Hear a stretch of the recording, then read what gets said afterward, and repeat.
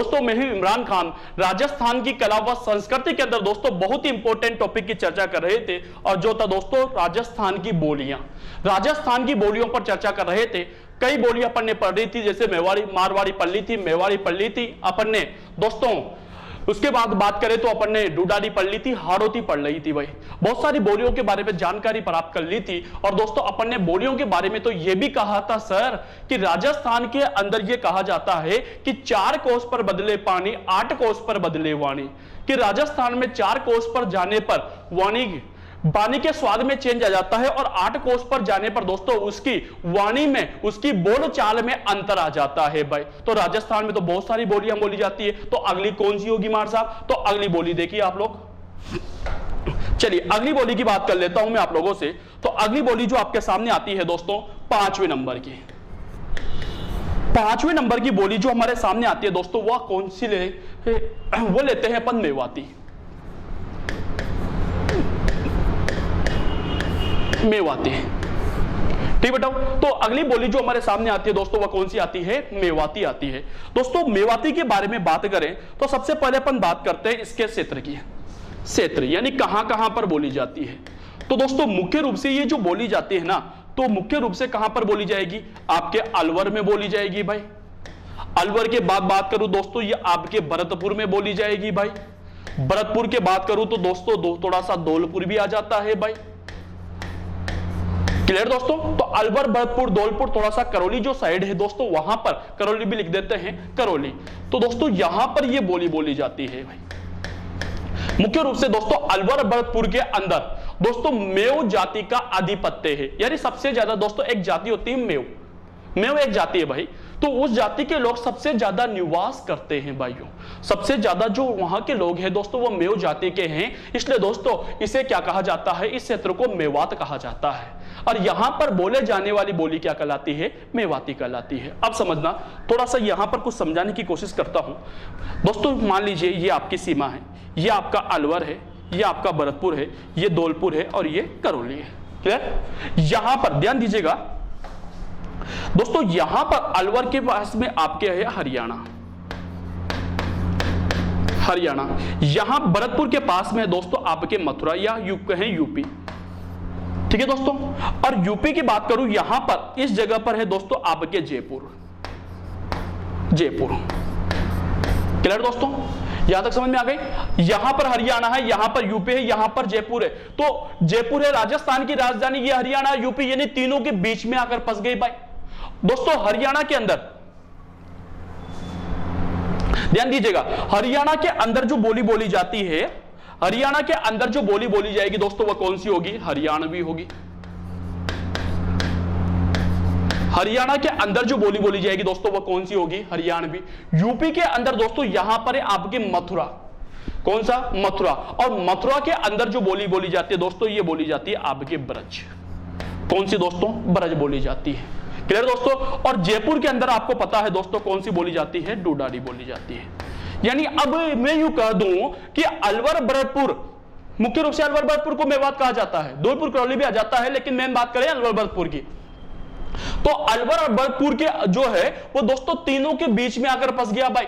हरियाणा के बीच में आ गया, ब्रज के बीच में आ गया, डूडाडी के बीच में आ गया। तो इसका मतलब इस बोली में किसका प्रभाव नजर आएगा दोस्तों? आपको तीनों का नजर आएगा दोस्तों। तो इस बोली के अंदर दोस्तों हरियाणवी का प्रभाव नजर आता है, इस बोली के अंदर दोस्तों ब्रज का प्रभाव नजर आता है, इस बोली के अंदर दोस्तों आपको डूडाडी का प्रभाव भी नजर आता है। तो तीन बोलियों का मिश्रण जो है वो कौन सी बोली है दोस्तों? आपके मेवाती है भाई। थोड़ा इधर बड़ा कर लेता हूं, दिख जाएगा आराम से। चलिए दोस्तों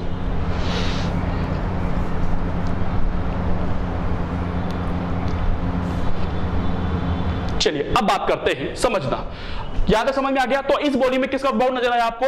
हरियाणवी का नजर आया, ब्रज का आया और डूडाडी का आया भाई। क्लियर दोस्तों? अब दोस्तों समझना, जो ये ब्रज है ना, ये जो ब्रज है, इस ब्रज को, ये जो ब्रज है ना, इसे दोस्तों आपके पश्चिमी हिंदी कहा जाता है भाई।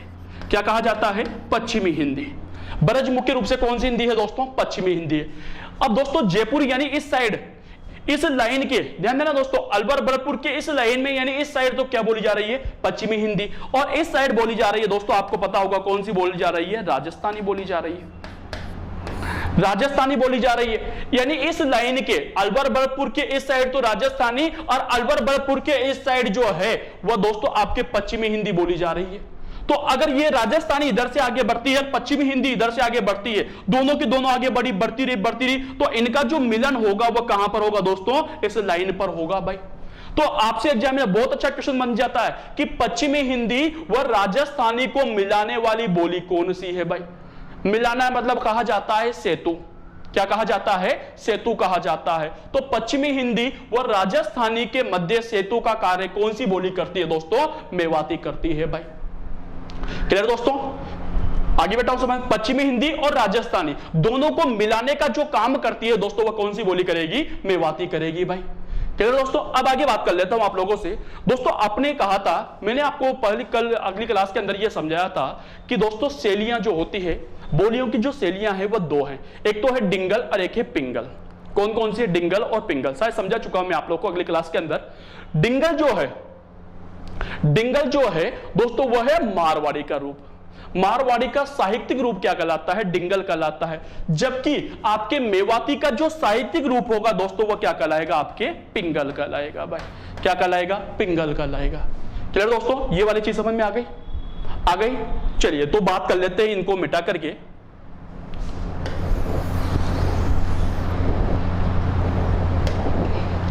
अब देखिए आप, तो अब एक एक करके सबकी बात करते हैं। तो मेवाती कहां पर बोली जाती है? अलवर भरतपुर, धौलपुर और करौली के अंदर बोली जाती है। क्लियर दोस्तों? अब दोस्तों इस बोली में आपको किसका प्रभाव नजर आया? तो इस बोली में ध्यान दीजिएगा, इस बोली में जो ये बोली है ना दोस्तों, तो इस बोली में काय का दोस्तों? एक तो हरियाणवी का नजर आया भाइयों, क्योंकि हरियाणा में अलवर पास पड़ रहा है। हरियाणा की बात करूं दोस्तों आप लोगों से तो ब्रज का क्यों? क्योंकि मथुरा के पास पड़ रही है भाई। अगली बात करूं दोस्तों आप लोगों से डूडाडी क्यों? देश जयपुर के पास पड़ रही है भाई, का प्रभाव दिखाई देता है।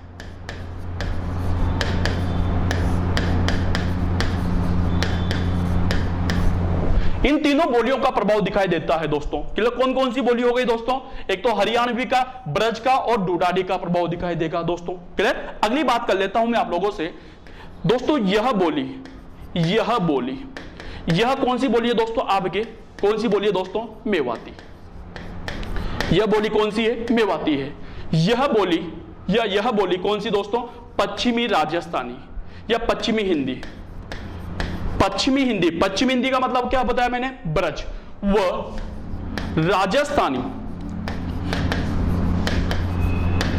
राजस्थानी के मध्य, इन दोनों के मध्य जो है, मध्य सेतु का कार्य करती है। सेतु मतलब होता है जोड़ना। सेतु का मतलब क्या होगा? जोड़ना। तो सेतु का कार्य करती है, यानी पश्चिमी हिंदी व राजस्थानी का कार्य करती है। पहले पूरी लाइंस लिख ले, फिर उसके बाद समझाता हूं। तो दोस्तों पश्चिमी हिंदी व राजस्थानी इन दोनों को जोड़ने का जो काम करेगी दोस्तों वह कौन सी बोली करेगी? मेवाती करेगी भाई। क्लियर दोस्तों? अब बात कर लेते हैं कि इस बोली का कौन सी बोली की बात कर रहे हैं दोस्तों? अपन मेवाती की बात कर रहे हैं। तो इस बोली का साहित्यिक रूप बताइए क्या कहलाएगा दोस्तों? साहित्यिक रूप डिंगल कहलाता है। क्या? सॉरी, इस बोली का साहित्यिक रूप पिंगल कहलाता है। क्या कहलाएगा दोस्तों? पिंगल कहलाता है। अभी मेरे मुंह से कहलाता है, अभी मेरे मुंह से दोस्तों डिंगल निकला था। तो फिर बता दीजिए डिंगल किसका साहित्यिक रूप होगा भाई? डिंगल किसका साहित्यिक रूप होगा? तो डिंगल होगा मारवाड़ी का। मारवाड़ी का साहित्यिक रूप तो डिंगल कहलाता है, जबकि ब्रज का या मेवाती का जो साहित्यिक रूप होता है दोस्तों वह क्या कहलाता है? पिंगल कहलाता है। क्लियर दोस्तों? कुछ यहां पर मैं बात करना चाहूंगा दोस्तों। आपने संतों के नाम सुने होंगे, जैसे आपने नाम सुना होगा चरणदास जी। मैं पढ़ा चुका आप लोगों को चरणदास जी के बारे में बता चुका हूं दोस्तों। तो चरणदास जी, उसके बाद लालदास जी, उसके बाद दोस्तों चरणदास जी की दो शिष्या थी, एक का नाम था दयाबाई ने दोस्तों दयाबोध लिखा था। दयाबाई, एक शिष्या और थी दोस्तों, उनका नाम था दयाबाई और एक थी सहजोबाई। दयाबाई और सहजोबाई, ये चारों के चारों दोस्तों आपके कहां के रहने वाले हैं? अलवर भरतपुर के रहने वाले। जैसे बात करूं मैं चरणदास जी की, डेहरा गांव अलवर के, लालदास जी डोलीदूप गांव अलवर की, दयाबाई डेहरा गांव अलवर की, सहजोबाई डेहरा गांव अलवर की। ये चारों के चारों अलवर के रहने वाले हैं भाई, और बहुत बड़े संत हुए हैं भाई राजस्थान के। चारों के चारों राजस्थान के बहुत बड़े संत हुए हैं। तो चारों के चारों संतों का काम होता है दोस्तों यार उपदेश देना। संतों का जो मेन काम होता है दोस्तों वो क्या होता है? उपदेश देना। तो ये चारों के चारों उपदेश देंगे भाई यार। तो अगर ये उपदेश देंगे तो दोस्तों कौन सी बोली में देंगे? आपके मेवाती में, क्योंकि कहां के रहने वाले हैं? मेवात के रहने वाले हैं। तो चरणदास जी, लालदास जी, दयाबाई, सहजोबाई ने अपने उपदेश इसी बोली में दिए, इसी बोली में दिए।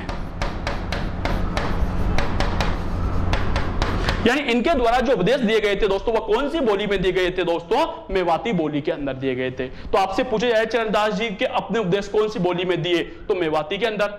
लालदास जी ने कौन सी बोली में दिए? तो मेवाती के अंदर। चरणदास जी की शिष्या दयाबाई, सहजोबाई ने कौन सी बोली में अपने उपदेश दिए? तो मेवाती में दिए भाई। क्लियर दोस्तों? यहां तक स्क्रीनशॉट ले लीजिए, फिर आगे बढ़ता हूं। ओके, अगली बोली दोस्तों नंबर 6, जो भी नंबर है दोस्तों, अगली बोली की बात करता हूं तो अगली बोली आती है दोस्तों आपके मालवी।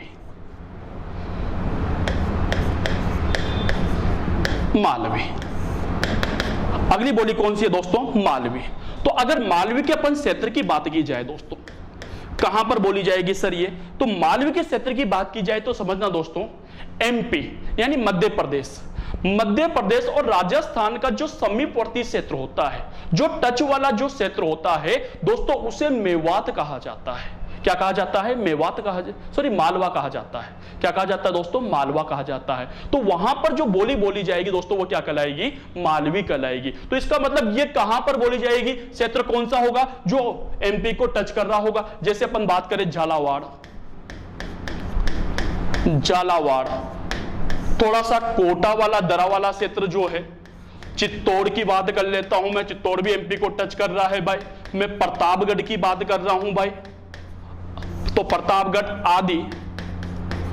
आदि एमपी को, एमपी यानी मध्य प्रदेश, एमपी के समीपवर्ती क्षेत्र,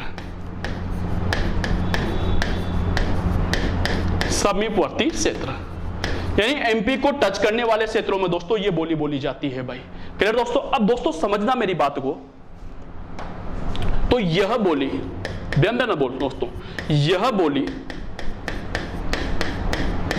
मध्य प्रदेश की बोली है। यानी इसका मतलब दोस्तों ये हमारे राजस्थान की बोली नहीं है भाइयों, ये बोली कहां की दोस्तों? मध्य प्रदेश की बोली है भाई। तो इस बोली में दोस्तों किसका प्रभाव नजर आएगा? मध्य प्रदेश का प्रभाव नजर आएगा भाई। क्लियर दोस्तों? अब बात कर लेता हूं मैं आप लोगों से थोड़ा सा इस बोली पर। दोस्तों यह राजस्थान की एकमात्र ऐसी बोली है, राजस्थान की एकमात्र ऐसी बोली है जो बोली तो राजस्थान में जाती है भाई, बोली तो राजस्थान में जाती है, लेकिन इसका मुख्य क्षेत्र कहां है? राजस्थान के बाहर है। इसका जो मेन क्षेत्र है वो राजस्थान के बाहर है। तो बहुत अच्छा क्वेश्चन बन गया भाई, बहुत ही प्यारा क्वेश्चन बन गया कि राजस्थान की ऐसी कौन सी बोली है जिसका क्षेत्र, जो बोली तो राजस्थान में जाती है, राजस्थान की ऐसी कौन सी बोली है जो बोली तो राजस्थान में जाती है लेकिन उसका क्षेत्र राजस्थान के बाहर है। बाहर मतलब एमपी में है। तो वो बोली कौन सी होगी दोस्तों? आपके मालवी होगी। क्लियर दोस्तों? तो बात कर लेते हैं इस बोली पर, बात कर लेते हैं दोस्तों इस बोली पर। तो यह राजस्थान की एक ऐसी बोली है,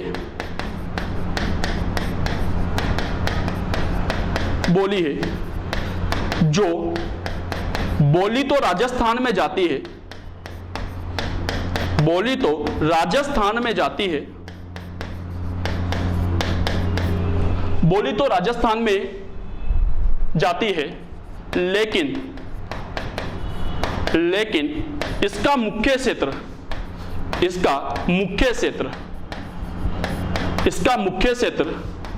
राजस्थान के बाहर है। ये राजस्थान की एक ऐसी बोली है जो बोली तो राजस्थान के अंदर जा रही है दोस्तों, कोटा के अंदर बोली जा रही है, झालावाड़ के अंदर बोली जा रही है, चित्तौड़ के अंदर बोली जा रही है, प्रतापगढ़ के अंदर बोली जा रही है, लेकिन इसका जो मेन क्षेत्र है दोस्तों वह कहां पर है? राजस्थान के बाहर आपके मंदसौर एमपी में है, श्योपुर में है। क्लियर दोस्तों? तो दोस्तों राजस्थान की ऐसी बोली जो बोली तो राजस्थान में जाती है, लेकिन दोस्तों उसका मुख्य क्षेत्र दोस्तों कहां पर है? कहां पर है दोस्तों? राजस्थान के बाहर है। आगे बात कर लेता हूं दोस्तों कि इस बोली में अब दोस्तों कोटा, बूंदी, बारां, झालावाड़, कोटा, झालावाड़ हाड़ौती के अंदर आता है। हाड़ौती किसकी बोली मानी जाएगी दोस्तों? डूडाडी की। हाड़ौती किसकी बोली है? डूडाडी की। तो इस बोली में डूडाडी और डूडाडी के अंदर भी दोस्तों आपको पता होगा कि मारवाड़ी का प्रभाव नजर आता है। तो इस बोली में डूडाडी, मारवाड़ी तथा मराठी प्रभाव दिखाई देता है।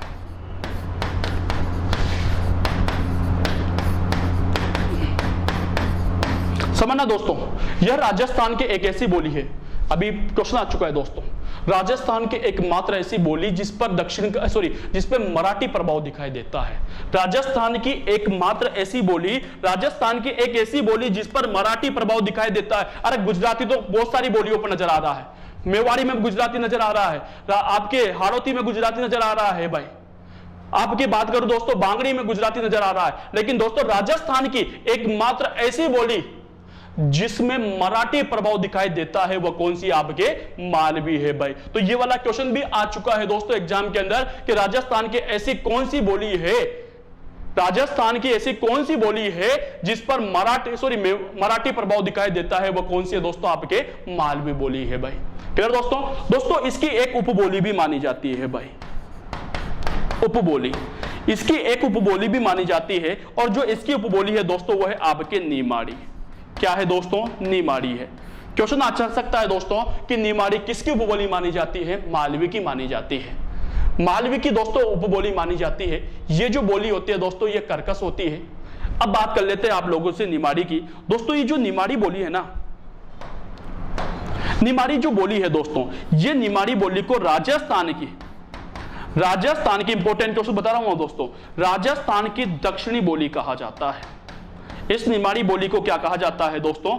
बोली कहा जाता है। इस निमाड़ी बोली को क्या कहा जाता है? राजस्थान की दक्षिणी बोली कहा जाता है। तो आपसे पूछा जाए कि राजस्थान की दक्षिणी बोली कौन सी है दोस्तों? निमाड़ी है दोस्तों। ये जो निमाड़ी बोली है दोस्तों ये कर्कश बोली मानी जाती है, कठोर बोली मानी जाती है। दोस्तों कुछ बोलियां ऐसी होती है जो कर्कश होती है, कठोर होती है, कुछ बोलियां ऐसी होती है जो कोमल होती है, मधुर होती है। तो ये राजस्थान की कठोर बोली भी मानी जाती है। क्लियर दोस्तों? तो ये कौन सी बोली है दोस्तों? आपके मालवी बोली। एक बार स्क्रीनशॉट ले लीजिए आप, ताकि मैं आगे बढ़ूं आप लोगों के लिए। ओके, चलिए अगली बोली पर बात कर लेता हूं। और अगली बोली जो आपके सामने आती है दोस्तों वो आती है आपके अहिरवाटी।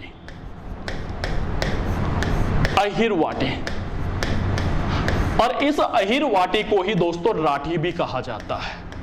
क्या कहा जाएगा? राठी कहा जाएगा। अब बात करें कि सर सबसे पहले वही बात कर लेते हैं क्षेत्र, सर ये कहां पर बोली जाएगी? तो दोस्तों ध्यान दीजिएगा कहां पर बोली जाती है। तो ये बोली जाती है आपके बहरोड के अंदर। बहरोड दोस्तों आपके अलवर के अंदर आता है। ये बोली जाती है दोस्तों आपके मुंडावर के अंदर। मुंडावर भी कहां पर आता है दोस्तों? आपके अलवर के अंदर आता है। और दोस्तों इसके साथ साथ दोस्तों ये बोली जाती है आपके कोटपुतली के अंदर। और कोटपुतली जो है दोस्तों ये आता है आपके जयपुर के अंदर। तो दोस्तों कहां कहां पर बोली गई? मुंडावर के अंदर, बहरोड के अंदर, कोटपुतली के अंदर, यानी जयपुर और अलवर की मेन बोली हो गई भाई। जयपुर और अलवर के अंदर बोली जा रही है भाई, ध्यान दीजिएगा, जयपुर और अलवर के अंदर बोली जा रही है भाई। क्लियर दोस्तों? और आपको पता होगा कि अलवर के अंदर जो बोली जाती है दोस्तों वो बोली जाती है मेवाती। अलवर के अंदर जो बोली जाती है दोस्तों वो कौन सी बोली जाती है? मेवाती बोली जाती है। और आपके जयपुर के अंदर जो बोली जाती है दोस्तों वह डूडाडी बोली जाती है। तो दोनों में बोली जा रही है भाई, जयपुर में बोली जा रही है, अलवर में भी बोली जा रही है। तो यानी इस बोली में ध्यान दीजिएगा, इस बोली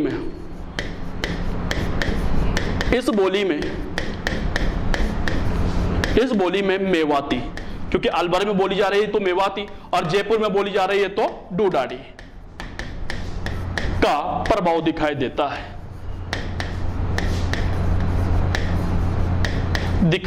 है, इस बोली के अंदर दोस्तों ध्यान दीजिएगा मेवाती और डूडाडी का क्या है, प्रभाव दिखाई देता है दोस्तों। अब दोस्तों समझना इस बोली को अहिरवाटी क्यों कहा जाता है, पहले वो बात कर लेता हूं मैं। दोस्तों ये जो बहरोड है ना, ये जो मुंडावर है ना, जो ये कोटपुतली है ना दोस्तों, यहां पर एक जाति है आपके अहिर, नाम सुना होगा आपने, अहिर को यादव भी कहा जाता है। अहिर जाति के लोगों का आधिपत्य था भाई, यहां पर अहिर जाति के लोग अधिकांश थे भाई। सबसे ज्यादा जो निवास करते थे वो अहिर जाति के लोग निवास करते हैं भाई। और अहिर जाति के लोगों का निवास होने के कारण दोस्तों इस क्षेत्र को क्या कहा जाता है, अहिरवाट कहा जाता है। जैसे मैं बात करूं कोटा बूंदी बारा झालावाड़ की भाई, दूर नहीं जाता हूं मैं, कोटा बूंदी बारा झालावाड़ पर जो आधिपत्य था मुख्य रूप से कोटा बूंदी पर, तो कोटा बूंदी पर जो मुख्य रूप से आधिपत्य था दोस्तों वो था हाड़ा शासकों का। किसका, हाड़ा शासकों का। इसलिए दोस्तों कोटा और बूंदी को क्या कहा जाता है, हाड़ोती कहा जाता है, क्योंकि हाड़ाओं का आधिपत्य था। उसी प्रकार दोस्तों इस क्षेत्र के अंदर जो है वो अहिर जाति का आधिपत्य था भाई। अहिर जाति का आधिपत्य होने के कारण दोस्तों इस बोली को क्या कहा जाता है, अहिरवाटी कहा जाता है। जबकि ये तो हो गए दोस्तों जाति विशेष बात, जबकि भौगोलिक दृष्टि से, भूगोल की दृष्टि से देखा जाए तो इसी क्षेत्र को दोस्तों कहा जाता है राट प्रदेश। भूगोल में दोस्तों, भूगोल की बात कर रहा हूं दोस्तों, ज्योग्राफी की बात कर रहा हूं मैं, कि ज्योग्राफी के अंदर, भूगोल के अंदर दोस्तों इस क्षेत्र को राट कहा जाता है। इसलिए दोस्तों यहां पर बोले जाने वाली बोली क्या कहलाई, राटी कहलाई। क्लियर दोस्तों, तो दोनों बात कर लेते हैं। इस क्षेत्र में अहिर जाति का आधिपत्य था। अहिर जानते हो ना, यादव, अहिर जाति का आधिपत्य था। इसलिए इस क्षेत्र को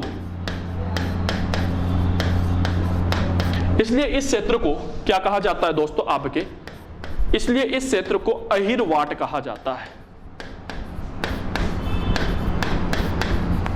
है, इसलिए दोस्तों इस क्षेत्र को क्या कहा जाता है, अहिरवाट कहा जाता है। और यहां पर बोले जाने वाली बोली क्या कहलाएगी दोस्तों, अहिरवाटी कहलाएगी। क्लियर दोस्तों, अब ये तो हो गई जाति विशेष की बात। अब भौगोलिक बात करें अपन कि भौगोलिक दृष्टि से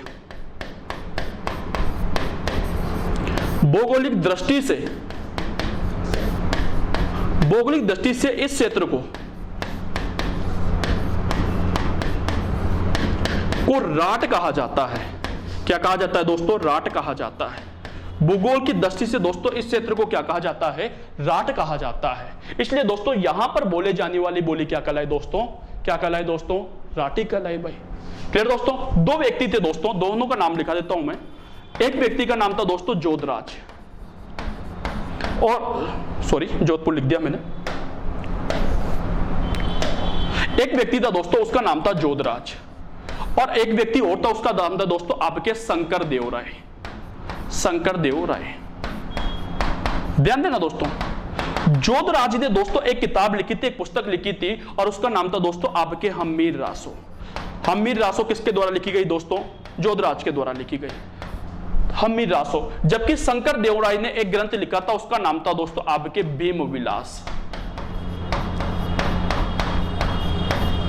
तो जोधराज का हम्मीर रासो व शंकर देव राय का जो भीम विलास है, ये दोनों जो ग्रंथ लिखे गए हैं, ये दोनों के दोनों जो ग्रंथ लिखे गए हैं कौन सी बोली में लिखे गए हैं, तो दोस्तों याद रखना ये दोनों ग्रंथ कौन सी बोली में, अहिरवाटी या फिर राठी बोली में लिखे गए हैं। तो जोधराज ने हम्मीर रासो की रचना कौन सी बोली में की थी, बताइए दोस्तों। जोधराज ने हम्मीर रासो की रचना कौन सी बोली में की थी, तो अहिरवाटी के अंदर की थी। कौन सी बोली में दोस्तों, अहिरवाटी के अंदर की थी। जबकि शंकर देव राय ने भीम विलास की रचना, दोस्तों कौन सी बोली में की, अहिरवाटी में की। क्लियर दोस्तों, अगली बोली की बात कर लेते हैं भाई। अहिरवाटी के बाद बात करते हैं अपन, अगली बोली आपके सामने जो आती है दोस्तों, वो आती है आपके तोरावाटी। दोस्तों बहुत प्यारी बोली है। अब तोरावाटी कहां पर बोली जाएगी दोस्तों, तो तोरावाटी का क्षेत्र की बात करें दोस्तों, क्षेत्र तो मुख्य रूप से दोस्तों दो जगह बोली जाती है। दो जगह कहां पर, एक तो दोस्तों आपकी नीम का थाना, और दोस्तों आपको पता होगा कि नीम का थाना कहां पर आता है दोस्तों, सीकर के अंदर आता है। नीम का थाना कहां पर आता है? सीकर के अंदर आता है। और दोस्तों एक बोली जाती है श्री माधोपुर के अंदर। दोस्तों दोनों जगह पर यह बोली बोली जाती है। कहां पर? नीम का थाना सीकर, और दोस्तों कहां पर? श्री माधोपुर के अंदर बोली जाती है। क्लियर दोस्तों? अब बात कर लेते हैं कि सर इस बोली को तोरावाटी क्यों कहा जाता है। तो दोस्तों अभी बात की थी अपन ने अहिरवाटी की। अहिरवाटी क्यों कहा जाता है? क्योंकि वहां पर दोस्तों अहिर जाति का अधिपत्य था भाई, इसलिए अहिरवाटी कहलाई भाई। यहां पर दोस्तों इस प्रदेश में नीम का थाना और श्री माधोपुर जो क्षेत्र है, यहां पर दोस्तों आपके तंवर वंश का अधिपत्य था, तंवर वंशी। क्लियर दोस्तों? तो यहां पर इस प्रदेश में अंदर दोस्तों तोमर वंश का अधिपत्य था, इसलिए दोस्तों ये क्या कहलाई? आपके तोरावाटी कहलाई। तो इसका क्षेत्र याद करना है आप लोगों को और कुछ याद नहीं करना भाई। क्लियर दोस्तों? अगली बोली की ओर ले चलता हूं आप लोगों को, और अगली बोली जो हमारे सामने आती है दोस्तों वो आती है आपकी खेराड़ी। इनके दोस्तों इसलिए लिखा रहा हूं मैं क्योंकि आपको क्षेत्र कई बार पूछ लिया जाता है भाई। कई बार क्या किया जाता है दोस्तों, यहां से आपके क्षेत्र पूछ लिया जाता है कि नीम का थाना सीकर में कौन सी बोली बोली जाती है, तो तोरावाटी बोली जाती है। खेराड़ी कहां पर बोली जाएगी सर? तो खेराड़ी जो मुख्य रूप से बोली जाती है क्षेत्र, याद रखना दोस्तों, एक स्थान है आपके जहाजपुर। जहाजपुर आता है दोस्तों आपके बिलवाड़ा के अंदर, बिलवाड़ा। और दोस्तों एक है टोक, और थोड़ा सा जो बूंदी का हिस्सा है दोस्तों, बिलवाड़ा के जो टच हो रहा है ना दोस्तों, वहां पर ये बोली जाती है भाई। क्लियर दोस्तों? तो दोस्तों खेराड़ी मुख्य रूप से कहां पर बोली जाएगी? जहाजपुर के अंदर, टोक के अंदर और बूंदी के अंदर मुख्य रूप से ये बोली बोली जाती है। क्षेत्र याद रखना है दोस्तों आप लोगों को। अगली बोली की बात कर लेता हूं मैं। अगली बोली जो आपके सामने आती है दोस्तों वो आती है नागरचोली। नागरचोली। अब वही क्षेत्र की बात कर लिया जाए कि सर कहां पर बोली जाएगी, तो क्षेत्र कहां पर होगी दोस्तों, तो याद रखना, एक तो आता है दोस्तों आपके सवाई माधोपुर, सवाई माधोपुर। एक आता है दोस्तों आपका बिलवाड़ा। कहां पर दोस्तों? बिलवाड़ा। सवाई माधोपुर और बिलवाड़ा दो जगह की मुख्य रूप से बात करूंगा मैं, सवाई माधोपुर और बिलवाड़ा। और दोस्तों आपके जो टोक का दक्षिण पूर्वी क्षेत्र, टोक का जो दक्षिण पूर्वी क्षेत्र है दोस्तों, वहां पर यह बोली बोली जाती है। कौन सी? नागरचोली बोली। क्लियर दोस्तों? तो कहां पर? सवाई माधोपुर, टोक और बिलवाड़ा में। टोक में अधिकांश तक खेराड़ी आएगी भाई, अधिकांश तक खेड़ा आएगा, लेकिन दक्षिण पूर्वी जो क्षेत्र है, टोक का जो दक्षिण पूर्वी क्षेत्र है दोस्तों, वहां पर कौन सी बोली बोली जाएगी? नागरचोली बोली जाएगी दोस्तों। क्लियर दोस्तों? और कोई दिक्कत, कोई क्वेश्चन? निमाड़ी की अपन लोगों ने बात करी ली। तो दोस्तों ये थी राजस्थान की प्रमुख बोलियां जिसके अपन बात कर रहे थे। क्लियर दोस्तों? तो दोस्तों फिर उपस्थित होऊंगा, आज यहीं पर अपनी क्लास को विराम देता हूं, फिर मिलूंगा दोस्तों नेक्स्ट क्लास के अंदर। तब तक आप एक बार स्क्रीनशॉट ले लीजिए ताकि आपको क्षेत्र याद रखने भाई, इसमें कुछ याद नहीं रखना आपको, यहां पर तो केवल आपको क्या याद रखने हैं? क्षेत्र याद रखने हैं कि कौन से क्षेत्र में ये बोली बोली जाती है। आज की क्लास को मैं यहीं पर विराम देता हूं। थैंक यू, शुक्रिया, धन्यवाद दोस्तों।